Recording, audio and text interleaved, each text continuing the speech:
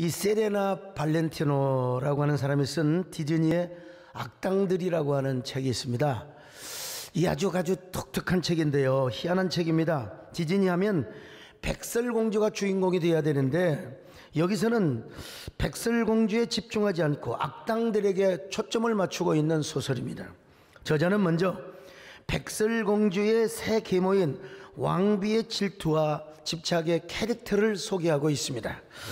어느 날 왕비는 거울을 보고 이렇게 말합니다. 거울아 거울아, 누가 제일 예쁘니? 누가 예쁘니? 백설공주가 예쁘니? 내가 예쁘니? 이 거울이 말이죠, 뭐라고 대답을 합니까? 백설공주가 왕비보다 훨씬 더 예쁘다고 대답을 해버립니다. 이 말을 듣고 공주의 계모인 왕비는 강한 질투심을 갖게 됩니다. 그래가지고 이제 백설공주를 죽이려고 독이 든 사과를 먹이게 되는 이런 일이 전개되죠. 물론 백마탄 왕자가 와서 살려주지만요, 이런 이야기에서부터 자만과 오만의 외로움의 캐릭터인 미녀와 야수의 이야기, 증오와 분노의 불행의 캐릭터 마녀 우르술라의 이야기, 잠자는 공주의 숲속에 초대받지 못한 요정 말레피센트 이야기, 라푼젤 속에서 또 가짜였던 엄마 고델 이야기 등 이런 이야기들을 쭉 전부 다 악녀들의 얘기만, 악당들의 얘기만 소개되고 있어요. 저자는 악당들의 이야기를 그냥 소개하는 것이 아니라 왜 이 사람들은 악당이 되었는가, 무엇 때문에, 어떤 계기로 악당이 되었는가, 여기에 초점을 맞춥니다. 여기에 나오는 여자들은 다 이뻤을까요, 안 이뻤을까요? 여러분보다 이뻤어요. 아주 예쁜 여자들이었어요. 그런데 특징이 있습니다. 얼굴은 예쁜 여자들인데 아주 뭐라고 할까요, 낮은 자존감, 비교의식, 열등의식으로 가득 차 있었어요. 이유는 왜 그러느냐? 사랑을 받지 못해서. 사랑을 받지 못하면 열등감이 굉장히 높게 되어 있거든요. 그래서 이 책의 저자는 낮은 자존감과 사랑받지 못한 이 두 가지 이유로 인하여 그렇게 이쁜 여자들이 악당이 되어가고 있더라는 것을 지금 고발하는 책입니다. 세레나 발렌티노는 어떻게 이렇게 상상력을 가지고 책을 쓸 수 있었을까? 아버지 직업 때문에. 아버지 직업이 뭐냐면은 구리로 거울을 만드는 그런 직업이었어요. 이 발렌티노의 아버지는 이 세상에서 가장 명품의 거울을 만들었는데 아버지의 직업 거울을 보면서 이런 상상력을 갖게 된 것입니다. 어느 날 거울을 만드는 장인의 아내가 사랑하는 딸을 낳다가 죽었습니다. 아내가 죽자 아버지는 뭐라고 말합니까? 저 딸 전연을 낳다가 우리 마누라가 죽었다. 그래서 그 딸이 예쁜데도 불구하고 딸을 증오하고 막 저주하기 시작한 것입니다. 그런데 어느 날 왕이 거울을 사러 와요. 장인의 딸 모습을 본 것입니다. 딸이 예쁘잖아요. 그래서 왕비로 삼았어요. 얼마나 여러분, 왕을 사위로 두니까 얼마나 영광스럽습니까? 그런데 문제는 뭐냐면 또 왕이 전쟁터에 나가자 같이 있을 시간이 없어요. 왕에게 사랑을 받지 못하는 거예요. 아니, 왕이 전쟁터에 나가서 전사를 해버리고 말았어요. 이 일로 인하여 왕비는 불안해합니다. 그냥 얼마나 불안해하는지. 그런데 왕의 먼 친척인 못된 세 자매가 마술 거울을 선물을 합니다. 왕비는 늘 불안하니까 거울을 바라보며 거울에게 물어봅니다. 거울아 거울아, 대답해다오. 누가 세상에서 제일 예쁘니? 그러면 왕비가 예쁘다고 말을 해야지요. 그런데 요 문제의 거울은 뭐라고 대답하냐면 왕비보다 더 예쁜 여자가 있는데 그 여자가 누구냐? 백설공주라는 거예요. 백설공주, 의붓딸인 백설공주. 그래서 왕비는 스스로 우울하고 백설공주를 막 증오하면서 독이 든 사과를 먹이게 만든 것입니다. 디즈니의 악당에 나오는 인물들은 모두 과거의 상처와 잠재되어 있는 아픔들이 축적이 되어 가지고 그들을 이렇게 악당으로 만들었다는 것입니다. 어릴 때부터 사랑받지 못하고 비난과 꾸짖음과 저주를 받고 자란 사람은 항상 낮은 자존감을 가져. 저런 놈, 저것이 내가 너를 낳아서 미역국을 얘라이 나가서 뒤져보라. 옛날 그런 욕들 많이 했거든요. 이런 욕을 받고 자라면 이게 낮은 자존감을 갖게 된다는 것입니다. 악당으로 변하게 된다는 것입니다. 어릴 때부터 여러분요, 칭찬을 받고 자라는, 나는 이걸 알아서 우리 아들이 저를 닮아가지고 나는 여러분 분명히 학교 갈 때 시험을 정말 잘 치렀습니다. 여러분, 완전히 난 100점인 줄 알았더니 점수를 보니까 80점밖에 안 돼. 우리 아들도요, 다 시험지를 들고 올백, 올백, 올백. 근데 보니까 뚜껑까 보니까 지가 아버지하고 별 다를 바가 없었어요. 그래도 칭찬해요. 아들아, 너는 어찌 그렇게 참 잘생기고 너 키도 크고 공부도 잘하고. 여러분, 칭찬과 격려 속에 자란 사람은 악당이 될 수가 없습니다. 그래서 저자는 이 소설을 통하여 이 시대에 수많은 일그러진 자상을 가진 사람들의 모습을 이 소설을 통하여 투사를 시켜주고 반영을 시켜주고 있는 것입니다. 이와 반대로 정반대의 사람이 하나 있습니다. 생텍쥐베리라고 하는 사람이죠. 이 사람은 프랑스의 항공기 조종사였습니다. 그래서 2차 세계대전이 일어나자 애국의 중령으로 비행기 조종사로 지원을 하게 됩니다. 그는 북대서양 아메리카의 항공로의 개척자이기도 하고 야간 비행의 선구자, 그때까지만 해도 야간 비행이 거의 안 됐는데 천재적인 조종사였습니다. 그러나 그도 야간 비행을 하다가 세상에 불시착을 합니다. 불시착은 100% 죽어요. 그런데 어디에 불시착이었느냐? 바다가 아니라, 아니면 산이 아니라 사막이었어요. 그래서 그가 살아남을 수 있었습니다. 사막에 불시착을 해보니까 보이는 게 뭐가 있느냐? 바람이 보였어요, 모래가 보였어요, 별이 보였어요, 그리고 여우 한 마리가 보였습니다. 근데 사막에서 만난 여우가 생텍쥐베리에게 무슨 말을 하는 줄 아세요? 생텍쥐베리, 당신은 살아야 돼. 너는 살아야 돼. 봐, 나도 여우의, 이 사막에서 여우가 지금 살아남아 있잖아. 당신은 살아야 돼. 여러분, 이 여우의 몇 마디의 그 격려와 칭찬의 워딩 한마디 때문에 말이죠, 생텍쥐베리는 완전히 새로운 사람으로 완전히 그 머릿속에 하이 콘셉트가 박히게 되었어요. 그래서 그는 그 유명한 어린 왕자라는 소설을 썼습니다. 생텍쥐베리는요, 저 작은 별에서 온 어린 왕자가 사막에서 여우와 대화를 하는 장면을, 여우를 현자로 만들어 가지고 말이죠, 그 어린 왕자와 대화할 뿐만 아니라 어린 왕자를 코칭하고 관계를 맺는 그런 아주 기가 막힌 동화를 만들어냈습니다. 이 동화의 소설이죠.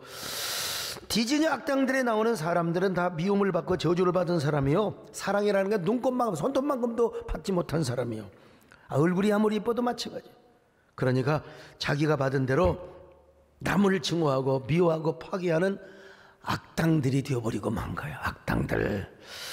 그러나 생텍쥐베리는 한 마리 여우의 칭찬과 격려, 사랑의 워딩에 위대한 상상력을 발휘하게 되고요, 그리고 세계적인 통화적 소설 어린 왕자를 쓰게 되었다는 겁니다. 저는 이 책을 광주신학교 다닐 때 철학견원을 가르쳐 주신 우리 김한식 목사님께서 소개를 해서 그때 처음으로 이 책을 접하였습니다. 지금도 생각하는 게 사랑이라는 게 이렇게 중요하구나. 사랑이라는 게 중요하구나. 오늘 신앙생활 하는데 여러분요, 내가 뭔가를 막 업적을 많이 남기려고 뭐 그런 것도 중요하겠죠. 근데 더 중요한 게 뭔 줄 아세요? 내가 선행을 하고 내가 뭐 공덕을 쌓고, 이보다 중요한 게 하나님의 은혜를 받는 겁니다. 하나님의 사랑을 경험해야 돼요. 하나님의 은혜와 사랑을 경험하지 않고 내가 뭔가를 이루었다고 하면 거기서부터 거기서부터 기득권 전쟁을 하게 되는 거예요. 내가 우리 교회에 뭐 이런 일을 하고 우리 어머니 때부터 이랬는데, 그래가지고 이제 교회 원수가 되기 시작하는 게, 우리 신앙생활 하면서 여러분요, 하나님의 은혜를 받고 하나님의 사랑 속에 거하면 그런 거 없어요. 모든 사람이 태어나서 여러분, 부모의 사랑을 받고 형제간에 우애를 하는 그런 상황 속에 태어날 수 없어요. 그거는 뭐 이건 정말 내 맘대로 선택할 초이스가 아니에요. 이게 우리는 누구나 아무리 부모님이 저를 사랑해주고 아무리 형제간이 우리가 우애했다 하더라도 형제간들이, 우리 현주와 현승이도 보면요, 그렇게 좋다가도 뭐 장난감 가지고 뺏어가고 싸우고 울고, 이게 뭐가 돼요? 다 상처가 되는 겁니다. 상처가. 그 상처가 결국은 어떻게 되느냐면은 누군가를 미워하고 증오하게 하는 그런 그 투사로 반영을 하게 되는 겁니다. 근데 이제 그걸 다 눌러버릴 수 있어요. 그걸 다 덮어버릴 수 있는 길이 있는데, 그건 뭐냐면 하나님의 사랑을 깨달으면 되는 겁니다. 하나님의 은혜를 받으면 되는 겁니다. 자, 그러면은 하나님의 은혜를 받으면 우리 안에 있는 증오 덩어리와 미움 덩어리가 다 녹아 흘러내려버려요. 암이 흘러내리는 것처럼 녹아 흘러버려요. 우리 마음속에 하나님의 헤세드의 파도와 물결이 엄몰하면, 그리고 그 은혜의 파도가 우리의 존재를 휩쓸어 버리면요, 여러분, 우리는 남 공격하고 비난하고 뭐 그런 일 할 수가 없습니다. 하나님과 나오고 관계가 중요한 거예요. 하나님 앞에서 나다움을 여러 번 회복하고 간직하는 것입니다. 오늘 이 말씀이 여러분들에게 한 줄기의 빛이 될 수 있기를 축원합니다. 눈부신 광채가 되시며 여러분의 뒤통수를 한 방 치는 영혼의 방망이가 되시기를 바랍니다. 오늘 이 시간 여호와의 영광의 빛이 오늘 우리 영혼에 비춰주시기를 바랍니다. 내 영혼의 빛이 주 영광 찬란해. 이 세상 어떤 빛보다 이 빛도 빛나네. 주의 영광 빛나 내게 비춰주시옵소서. 그 밝은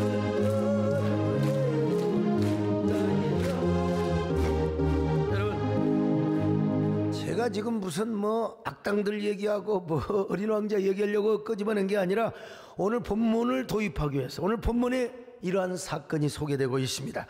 아가서의 솔로몬과 술람미 여인과의 사랑. 자, 이야기는요, 이거 잘못 얘기면 순정만화, 순정소설로 천만의 말씀입니다. 예수 그리스도와 우리와의 관계, 여러분, 저 하나님과 교회와의 관계를 설명해주는 아주 서정적 문학의 장르라고 할 수 있어요. 자, 일단 우리 예수님께서 하늘의 높은 보좌를 버리시고 낮고 천한 이 세상에 오셨지 않습니까? 그리고 우리 같은 죄인을 위하여 십자가에 죽으셨다 이 말이죠. 우리 예수님께서. 그런 것처럼 솔로몬도 높고 높은 한 왕자 위에서 내려와서 저 시골뜨기 한낱 별 볼 일 없는 여자를 사랑하기 위해서 막 사슴처럼 노루처럼 달려오는 것으로 여러분 사랑이 시작됩니다. 아가서 2장 8절입니다. 시작. 내 사랑하는 자의 목소리로구나. 보라, 그가 산에서 달리고 작은 산을 빨리 넘어오는구나. 자, 여러분, 솔로몬은 당시에 뭐 모압 암몬 할 것 없이 블레셋 할 것 없이 쫙 타메스까지 다 다스렸어요. 그러니까 황제야. 그냥 전하가 아니라 폐하입니다. 폐하.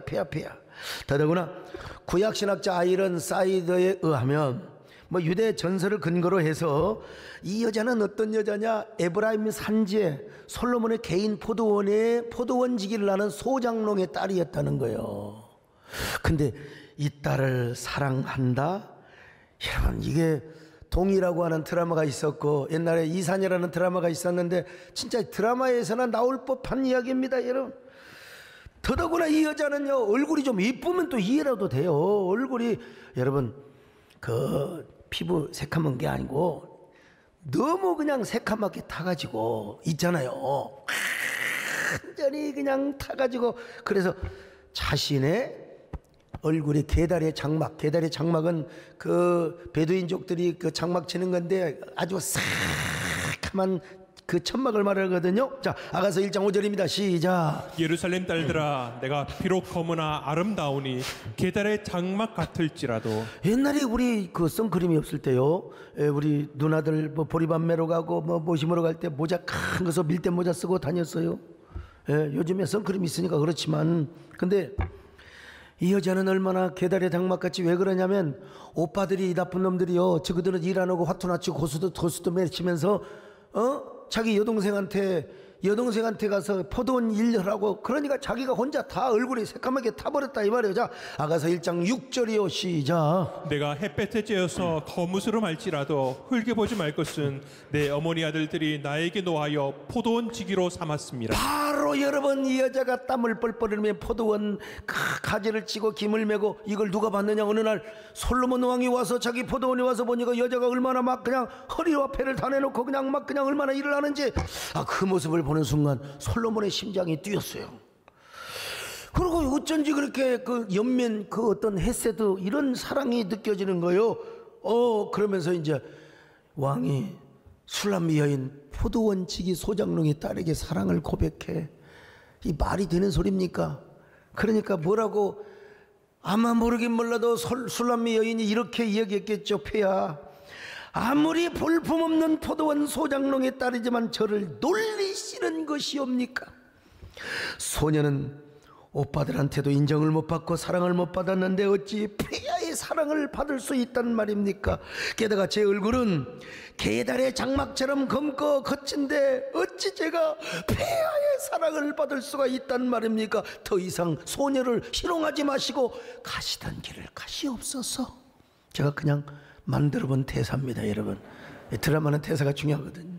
그러면서 술람미가 계속 솔로몬 왕을 이리 피하고 저리 피합니다. 그러던 어느 날 그녀는 열심히 일하다가 잠깐 사과나무 아래에서 좀 쉬었어요. 근데 그때 솔로몬 왕이 그 여인을 찾아왔어. 호위무사도 다 물리치고 저작거리의 한 남자의 모습으로 자신의 순수한 마음을, 우리로 말하면 골룡포를 입고 오는 게 아니라 그냥 저작거리의 한 남자로 와가지고 순수한 마음을 고백하는 거야. 이 프로포즈를 합니다. 여기서 우리를 향한 하나님의 사랑을 느끼고 볼 수 있어야 됩니다. 깨달을 수 있어야 됩니다. 여러분, 우리가 누구였습니까? 예수 안 믿겠다고 이리 뺀질 저리 뺀질, 교회 안 다니겠다고 이리 뺀질 저리 뺀질, 평생 진노의 자녀로 살아갈, 아이 저를 보세요. 내가 예수 믿을 사람인가? 내가 목사 될 사람인가? 정말. 그런데 하나님께서는 여러분 우리를 찾아오셨잖아요. 어떻게든지 찾아오셨어요. 어떤 방법으로든지요. 기독교는 뭐냐? 우리가 하나님을 찾아가는, 타종교는 다 우리가 신을 찾아가요. 아니에요. 여러분, 기독교는 하나님이 우리를 불러주셨거나 하나님 우리를 찾아오신 겁니다. 그러니까 기독교는 뭐예요? 은혜의 종교입니다. 사랑의 종교입니다. 은총의 종교입니다.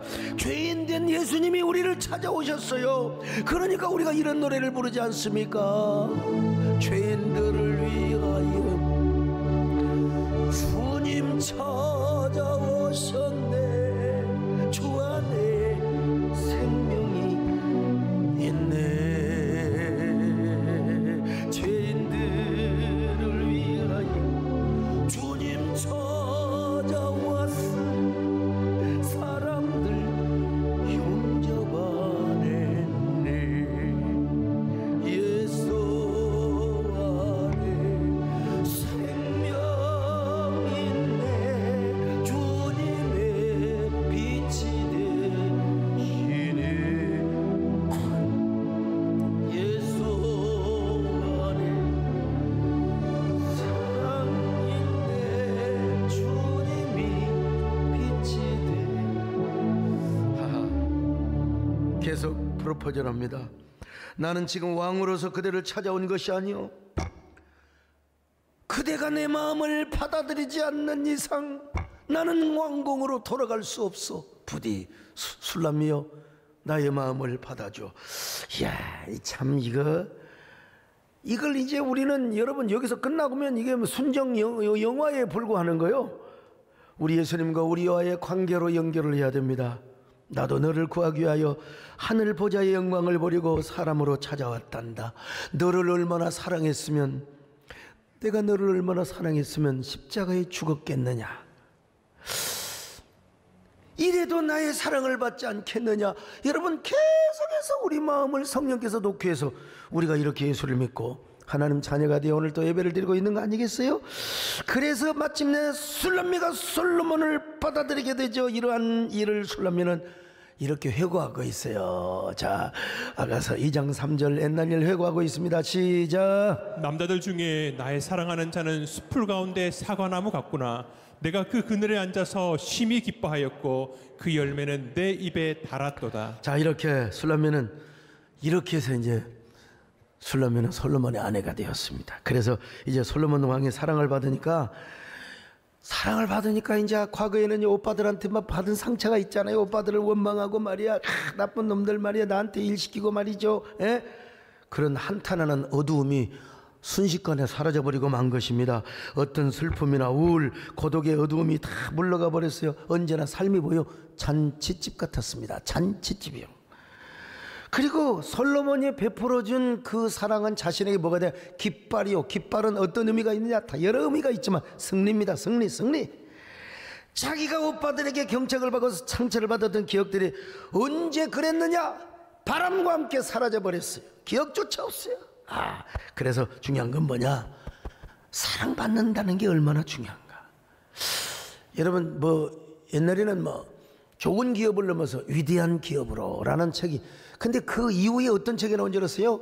위대한 기업을 넘어서 사랑받는 기업으로. 여러분, 우리 한국교회가 시대의 사랑을 받아야 됩니다. 여러분도 하여간 사랑을 받으시기를 바랍니다. 사랑받는 기업, 사랑받는 교회, 사랑받는 목사, 사랑받는 성도. 근데 여러분 이제 술람미가 그러니까 이제 남하고 관계 필요 없어요. 남을 눈치 보고 남과 비교하고. 왜 여러분 비교하세요? 그 열등의식이 있어. 나는 참, 이 사람이 저희 한계를 저도 넘어갈수록 사진 찍을 때 꼭 옆에 놈이 큰 사람이 있으면, 저 새끼가 왜 내 옆에 섰어? 그런 생각이 들려고 합니다, 여러분요. 나는 키가 큰 줄 알고 난 당당했는데 집사람이 말이야, 난 키 작은 남자하고는 결혼 안 하겠다고. 우리 장모님 정권사님도 저 키가 작아서 다 베렸다고. 난 키가 큰 줄 알았어요. 그래서 재봤더니 적더라고 보니까. 참, 여러분, 그런데 이 열등의식 때문에 비교를 하게 되는 겁니다. 그게 낮은 그 단계의 자존감, 열등감. 근데 여러분, 술라미에는 그런 거 없어요. 이제 얼굴이 까맣고 못생기고 이런 거 소용없어요. 이제 여러분, 거룩한 조증에 걸려서 조증 잔치집 분위기에 살아가요. 거룩한 조증과 그리고 망상은 완전히 다릅니다. 망상, 종교적 망상에, 이게 여러분, 망상도 피망상이고, 근데 종교적 망상, 신학적 망상에 사로잡힌 사람들은 지가 다 선지자라네. 지난주도 예레미야 선지자가 한번 왔다 가셨는데 여러분, 이사야 선지자 어느 정신병원 병동에서요, 야, 나는 슬픔의 이 시대를 위하여 눈물 흘리는 에레미야 선지자다. 그러니까, 야, 에레미야 좋아하고 있네. 나는 이사야 선지자다. 그러니까 어떤 사람이 이사야 좋아하고 있네. 나는 예수님이 가장 인정하시는 세례 요한이다. 그러니까 어떤 사람이 일어나가지고, 이놈들아, 나는 하나님의 아들로서 온 하나님의 아들이니라. 그러니 내 말을 들을지어다. 한 사람이 일어나가지고 하나님의 아들의 그 뒤통수를 치면서, 이놈아, 나는 너 같은 놈을 아들로 둔 적이 없느니라. 참 웃기는 얘기죠. 지금 술람미 여인은 종교적 망상에 빠진 게 아니에요. 거룩한 초증에 걸려 있어요. 초증. 솔로몬의 품에 있어도 솔로몬이 그리울 정도로 왜 이렇게 사모하는지 몰라요. 지금 술람미 여인은 솔로몬의 품에 안겨 있습니다. 솔로몬 왕이 왼손으로 베개하고 오른손으로 코여 감싸고 있어요. 자, 아가서 2장 6절을 봅니다. 시작. 그가 왼팔로 내 머리를 고이고 오른팔로 나를 안는구나. 이거 여러분 그냥 생각하면 안 돼요. 여러분, 남편이 이렇게 안아준다고, 그건 당연한 일이죠. 솔로몬에게 비빈이 몇 명인 줄 아세요? 솔로몬에게 비비는 1000명입니다. 여러분보다 훨씬 더 이쁜 여자들이에요. 참. 근데 이 술람미 여인은요, 그 중에 한 명이요. 원오브댐이에요. 그런데 술람미는 솔로몬 보기에 뭐라고 하느냐? 오퍼스원. 그대여, 유아 오퍼스원. 여러분, 아무리 머리가 좋아도 1000명의 이름을 다 기억하나? 30대, 40대까지는 가능해. 나도 이제 나이를 먹고 이제 60언저리에 다 다가오니까 이게 금방금방 이름이 퍼뜩퍼뜩 생각이 안 나요. 솔로몬이 이제 5, 60대 됐다고 생각해 봅시다. 후원을 걷고 있는데 어느 비빈이 지나갑니다. 폐하, 만수무강하옵소서. 폐하. 남진영은 연기가 되죠? 솔로몬이 뭐라고 얘기했어요? 아이고, 누구시더라? 예, 저는 세븐이옵니다, 폐하. 여인도 불행하고 남자도 불행하고. 그런데 지금 술람미 여인은 별처럼 수많은 사람들 그 중에 뭐요? 오퍼스원. 오퍼스 원이 무슨 말인 줄 아세요? 오퍼스란 말이 걸작품이에요. 걸작품. 거기다가 원을 더하니까 걸작품 중에 최고의 걸작품이란 말입니다. 그래 여러분, 참 이게 워딩이 중요한데요. 프랑스 와인은 가운데 벌써 오퍼스 원이라는 기가 막힌 와인이 나왔습니다. 제가 술 선전해 주는 건 아니고, 솔로몬에게는요 술람미가 오퍼스 원이라는 것입니다. 이 오퍼스 원인 술람미는요 다른 데 관심, 여러분들도 정말 하나님의 사랑을 받고 하나님 앞에 오퍼스 원과 같은 걸작품으로 살아간다면 남 비교할 거 없어요. 아이 뭐 나보고 비교 그러고 말이야. 나다움을 가져야지요. 다른 데 눈길을 줄 여유가 없어. 솔로몬밖에 없어요. 뭐 비빈들하고 경쟁하고 비교하고 그럴 필요 없어요. 남 원망하고 그런 거 없어요. 남이 나를 공격한다고 에이 웃어버리는 게 좋아요. 그냥 똑같이 그냥 그러면 되겠어요 그냥? 예? 이게 비교 의식이만 하면 자꾸요 그 남이 신경 써요. 그래가지고 나오고 좀 비슷하고 나보다 뭔가 좀 경쟁의 대상이 되면은 저것을 보면은 뭐가 생각이 나냐면 닭살이 생각이 나요. 닭살이 막 그냥 굳어지는 거야. 막 저것이 저것만 없으면 저것이 왜 우리 교회를 안 나가냐. 저것이 와가지고 그래서 죽어서 천국 가 보니까 세상에 저것이 또 뒤에서 또 서 있네. 저거 여러분 웃기는 얘기입니다. 여러분 우리가 남 비방하고, 여러분 지금 술람미 여인은요 솔로몬의 품에 있습니다. 품에 있으니까 뭐 솔로몬 자체가 중요한 거지 다른 비빈들 생각할 거이 없는 거요. 마치 유시와 시인의 그대가 곁에 있어도 그대가 그립다라는 시처럼 말입니다. 내 안에 있는 이여, 내 안에 나를 흔드는 이여, 물처럼 하늘처럼 내 깊은 곳 흘러 은밀한 내 꿈과 만나는 이여. 하하, 그대가 있어도, 그대가 곁에 있어도 나는 그대가 그립다. 내가 이 시를 쓰려고 했더니 이게 써버리더라고 보니까. 그러나 천하유시와 시인도요 뭐 나비 연재 시리즈, 여러분 매화 사권자 연재 시리즈 무엇 썼어요? 나만 또 쓰는 그 시가 있는데요, 철학의 대때 말씀드린 것처럼 중세 수도사 글레르보 베르나르에 의하면 하나님을 향한 사랑의 4단계가 있어요. 4단계. 첫째는 뭐냐? 자신의 유익과 이익을 위해서 하나님께 복 받으려고, 하나님 사랑하는 거예요. 복 받으려고 막 11조도 하고 복 받으려고.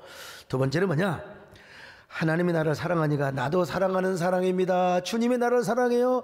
날 사랑하세, 날 사랑하시, 날 사랑하세. 성경에 써있네. 하나님이 나를 사랑하니까 나도 사랑하는 거예요. 그런데 세 번째로 사랑하면 나를 더 사랑해 줄 것 같으니까. 아까 오늘 성가대 찬양한 것처럼 나의 힘이 되신 여호와여, 내가 주님을 사랑합니다. 내가 주님을 사랑하면 하나님이 또 나에게 더 사랑을 주시고 은혜를 주실 것 같아서. 근데 네 번째 단계는 뭔 줄 아세요? 다 소용없어요. 내가 그냥 좋아서. 하나님이 좋아, 예수님이 좋아 죽겠어, 그냥 교회가 좋아 죽겠어. 그래서 조건 없어. 그냥 무조건적인 사랑입니다. 무조건적인 사랑. 이 네 번째 단계에 이르면 여러분 그냥 무조건 좋은 거예요. 이게 조금 잘못 가면 이제 광신자가 되는 겁니다. 광신자. 예. 눈 감은 사람 뜨세요. 예. 그런 사람이 이제 아무것도 모르고 이제 광신자가 되는 거예요. 알고 믿어야 돼. 알고 믿어야 돼. 이 사람은 특징이 뭔 줄 아세요? 하나님을 무조건 좋아할 뿐만 아니라 하나님이 없으면 못 살아. 해가 없어도 살 수 있고 달이 없어도 살 수 있지만 당신 없이는 살 수 없네. 그게 뭐냐면 아름다운 나의 사랑아. 그게 뭐냐면 바로 예수 그리스도가 되는 거예요. 그 노래 알긴 압니까? 해가 없어도 살 수 있지만 달이 없어도 살 수 있지만 당신 없이는, 그리스도 없이는, 하나님 없이는 견딜 수 없네. 이거 알아요? 그럼 여러분 뭘 합니까 도대체? 하나님의 은혜가 없으면 못 살아요. 그래서 이 사람들은 뭐냐? 영혼의 상사병이 걸려요. 술람미 여인이 그런 상황이었어요. 영혼의 상사병이 생겼습니다. 자, 아가서 2장 5절을 같이 봅니다. 시작. 너희는 건포도로 내 힘을 돋고 사과로 나를 시원하게 하라. 내가 사랑함으로 병이 생겼습니다. 자, 사랑함으로 병이 생겼다는 이게 뭐예요? 영혼의 상사병이죠. 이런 사람은 뭐라고요? 그냥 오직 예수여, 광신적으로 믿을 필요는 없지만 전인격적으로 오로지 하나님 정말 그래요? 은혜가 없이는 살 수가 없단 말이죠. 그러니까 나 지난주에 은혜 받았으니까 이제 괜찮아, 뭐 이제 한 달 정도 안 받아도 돼, 그런 게 없어요. 은혜를 받으면 또 받고, 하는 사랑을 경험하면 또 사랑을 또 하게 되고 또 하게 되고, 행이라도 내가 하나님의 사랑을 잃을까, 행이라도 내가 하나님의 은혜를 잃어버릴까, 그냥 술람미 여인은 지금 왕의 총애를 잃을까 걱정하는 것이, 오늘 우리는 뭐예요? 하나님의 은혜와 사랑을 잃어버리면 어떻게 되느냐. 그러니까 이제 하나님 사랑에 올인하게 되는 거예요. 더 깊은 곳으로 가게 되는 거예요. 그러다가 영혼과 육체가 쇠할 수 있어요. 너무 열심히 교회를 사랑하고 너무 열심히 내가 성경 읽고 기도하다가 몸살이 나네, 참말로. 여러분, 그러니까 그래서 우리는 이제 이럴 때마다 이런 노래를 부릅니다. 주의 품속은 사랑과 평화, 주의 품속은 사랑과 평화. 주님 나를 품어주시기를 바랍니다. 주의 품속은 사랑과 평화, 주의 품속은 사랑과 평화. 오 생명빛 하늘 빛나고 기쁨 영원하오니, 주여 날 품어주소서. 주여 날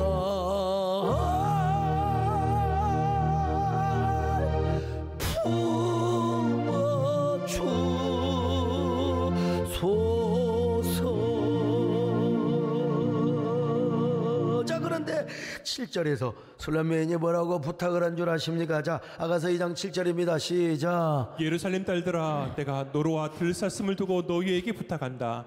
내 사랑이 원하기 전에는 흔들지 말고 깨우지 말지니라. 이렇게 아름다운 문학적 서사가 있을 수가 없습니다. 내 사랑이 원하기 전에는 흔들지도 말고 깨우지도 마라. 왕이여, 이대로가 좋습니다. 그런데 문제는 뭐냐? 방해물이 있어요. 이게 에브라임 산지기 때문에 노루와 들사슴이 막 부시럭거리고 꽥꽥하고 그러면은, 그러면은 이게 꿈 같은 사랑에 잠에서 깨어날 수 있어요. 근데요, 먼저는 노루와 들사슴에게 부탁하는 것처럼 보이지만 이거는 사실은 삼자입니다. 부탁하는 주체가 누군 줄 아세요? 진짜 대상은 예루살렘의 딸들이요. 여기 예루살렘의 딸들은 누구를 의미합니까? 솔로몬의 비변들이거나 솔로몬을 연모하고 동경하는 예루살렘의 여인들. 옛날에 그렇잖아요. 뭐 궁녀들도 그렇고 왕가의 교수들이 왕에게 간택을 받는 것은 가문의 최고의 영광입니다. 근데 생각해 보세요.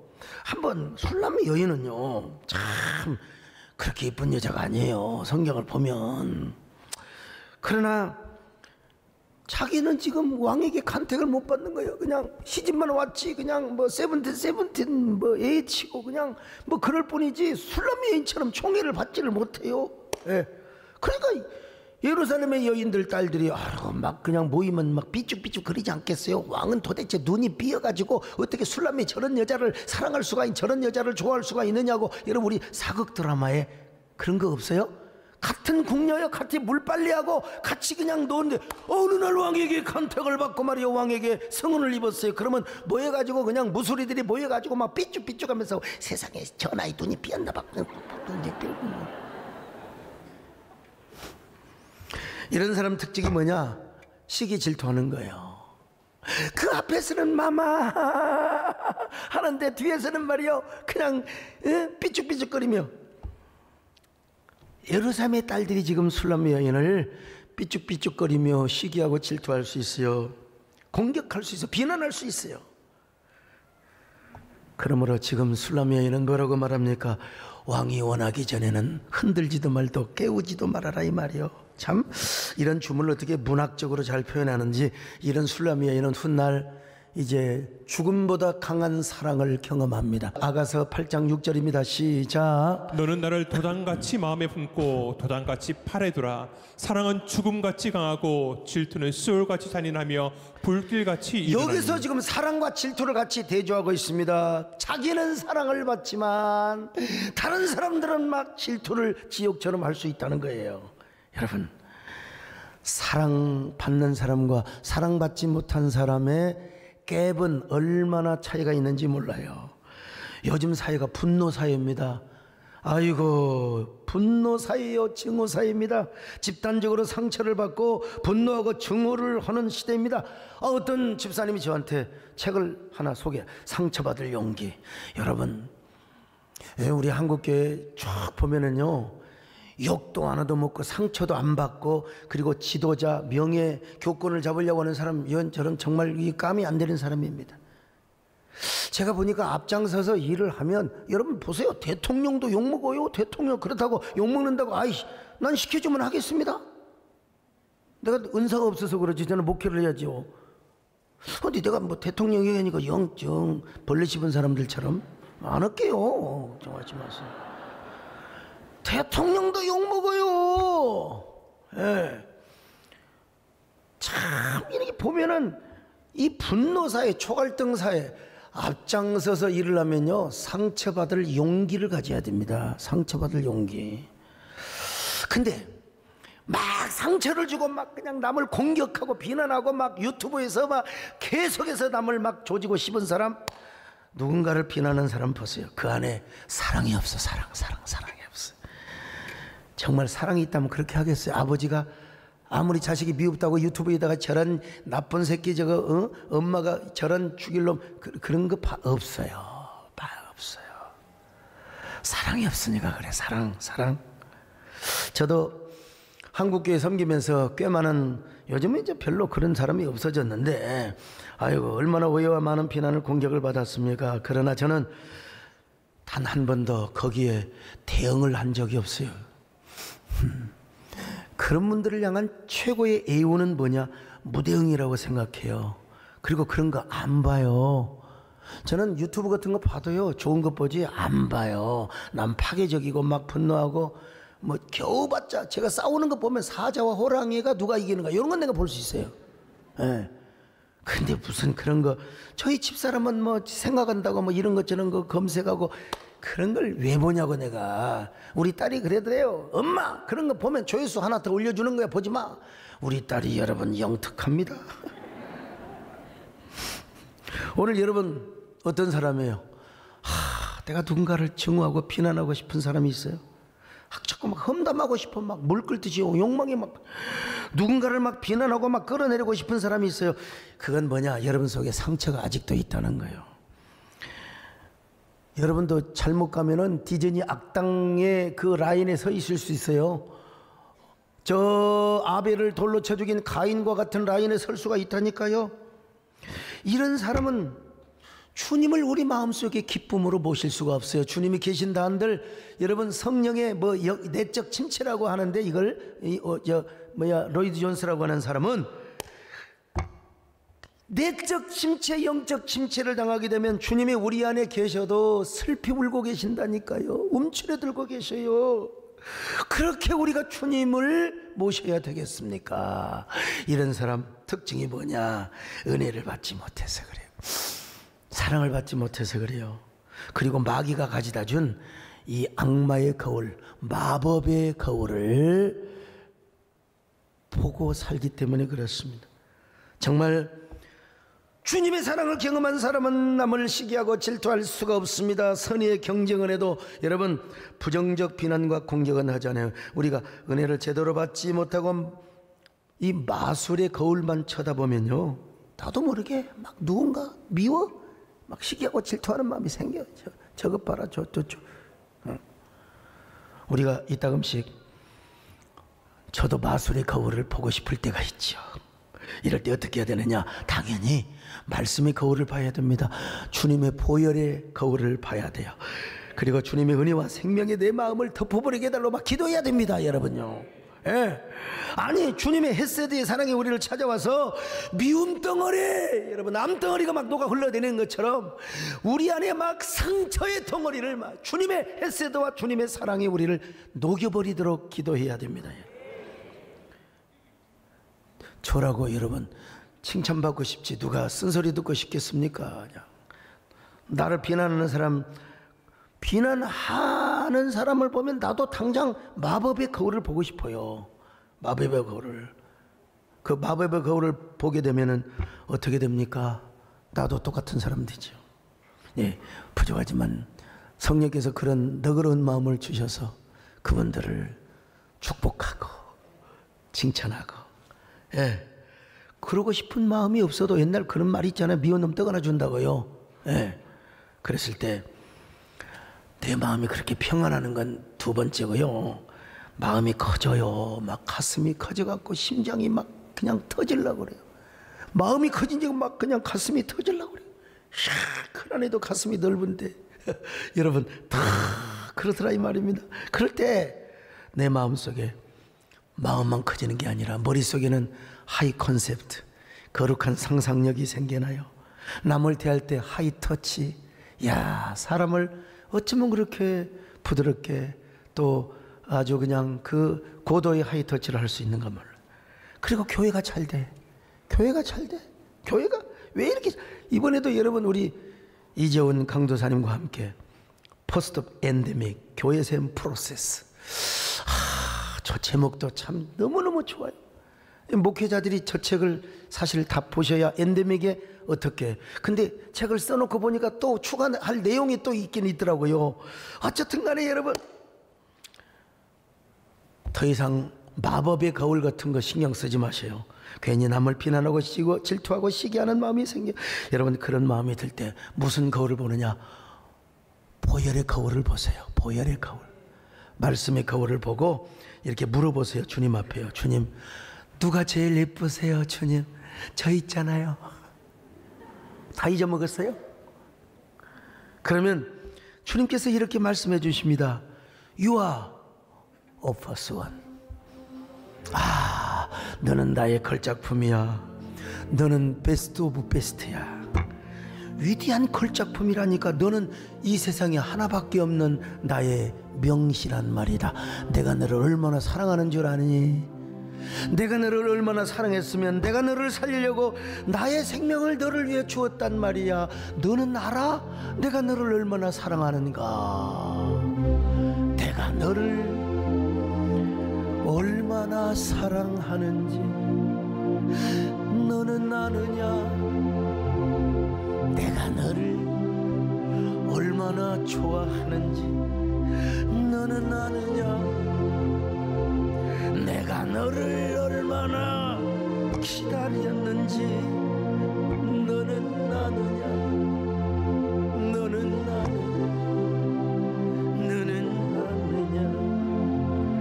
내가 너를 살리려 나의 생명을 주었고 내가 너의 손질을 씻어 나의 생명을 준 것을 너는 아느냐? 나의 은혜를 얼마나 알며 내 사랑의 노래를 너는 아느냐? 여러분 저도 가끔 거울을 봅니다. 주님 키는 묻지 않겠습니다. 누가 잘생겼습니까? 주님 보시기에 지금 누가 잘하고 있습니까? 난 주님 앞에 잘한다는 칭찬을 받고 싶습니다. 내 마음속에 이런 감동을 줍니다. 소목사야, 내가 너의 마음을 내가 너를 모르면 누가 너를 알아주겠느냐? 너의 진심을 알고 희생과 헌신을 안다. 다 몰라서 그런다. 너는 오히려 그들을 기도하고 축복하거라. 그게 바로 오퍼스원이다. 그게 바로 진짜 나의 베스트 오브 베스트다. 그러면 제가요 이런 노래를 부릅니다. 여러분 진짜 얼마나 가슴이 넓어지는지 몰라요. 이 풍진 세상을 만나서 우리 할 일이 무엇인가. 믿음과 소망과 사랑 중에 제일은 사랑이라. 형제여 서로 사랑하자. 우리 서로 사랑하자. 사랑의 주님께 명지켜 힘써서 자, 두 손을 모든 가슴에 손을 흔들. 형제여 서로 사랑하자. 우리 서로 사랑하자. 사랑의 주님께 명지켜 힘써서 사랑하자. 여러분, 어떤 사람이요? 네 안에 아직도 쓴뿌리가 독버섯이 지금도 뿌리박고 있습니까? 자꾸 이따금씩 질투와 그 요술 거울, 마법의 거울을 보고자 하십니까? 여러분, 지금 주님의 보혈의 거울 앞에 서세요. 그리고 주님 앞에 한번 물어보세요. 그 말씀의 거울 앞에, 주님, 저는 어떤 사람입니까? 주님, 저는 어떻게 살아야 되겠습니까? 주님께서 이렇게 감동해 주실 거예요. 사랑하는 아들아, 사랑하는 딸아, 너는 원래 오퍼스원이야. 너는 명시 같은 걸작품이야. 내가 너의 마음을 안다. 내가 너를 사랑한다. 주님, 누가 예뻐요? 네가 제일 예쁘지 않고 누가 예쁘겠느냐? 내가 너를 사랑한다. 내가 너를 축복한다. 여러분, 주님의 음성을 한번 들어보세요. 한 1분 동안.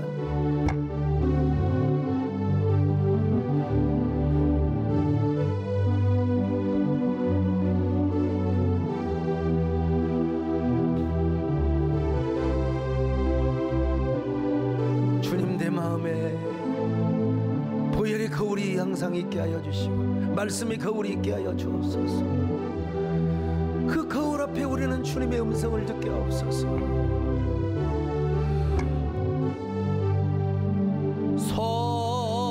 사랑한다 아들아, 내가 너를 잘 아노라. 사랑한다 내 딸아, 내게 축복 더하노라. 주님, 우리가 보혈의 거울을 바라보게 하심을 감사합니다. 말씀의 거울을 바라보게 하심을 감사합니다. 그 어떤 경우도 그 쓴뿌리 우리 안에 독버섯이 유혹하는 마법의 거울을 보지 않게 하시고 언제나 사랑의 거울, 말씀의 거울, 보혈의 거울을 바라보는 저희들 되게 하여 주옵소서. 주님, 누가 예뻐요? 오퍼스원이라고 우리에게 말씀해 주셔서 감사합니다. 우리를 그렇게 사랑해 주셔서 감사합니다. 그렇다면 우리는 이제부터 오퍼스원의 삶을 살게 하여 주시옵소서. 걸작품의 명시와 같은 삶을 살게 하여 주시옵소서. 예수님의 이름으로 기도 올리옵나이다. 아멘.